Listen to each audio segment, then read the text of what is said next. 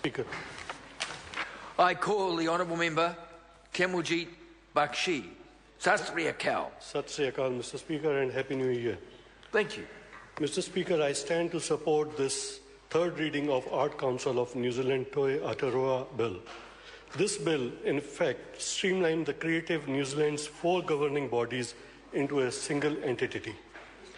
This bill replaces the Art Council of New Zealand Toi Aotearoa Act 1994, which established a council known as Creative New Zealand under the 1994 Act.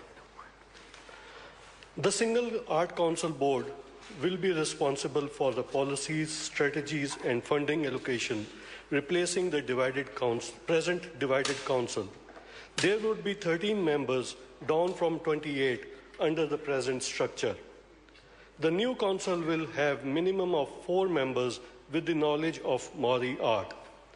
These members will be appointed by the Minister of Art and Culture and Heritage in consultation with the Minister of Maori Affairs. At least 2 members will be appointed with the knowledge of Pacific arts.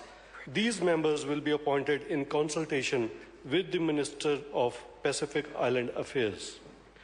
The bill does not continue the requirement of the Art Council to prepare and publish, after public consultation, a strategic plan every 3 years.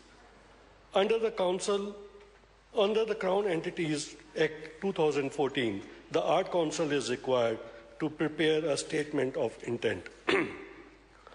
This bill will result in saving of about $200,000 per year and will therefore secure the benefit of staff being able to wholly concentrate on the arts sector.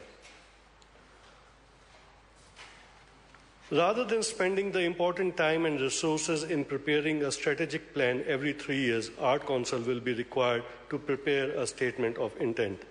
The key significance of this bill is to eliminate bureaucracy and red tapeism. This bill will permit Art Council to concentrate entirely on the strategy and the funding of the art sector. I don't agree with the previous speaker that the Select Committee process is very formal. I think this is one of the best processes where every New Zealander is invited to participate. With these words, I support this bill and I call the Honourable Member Tracy Watkins.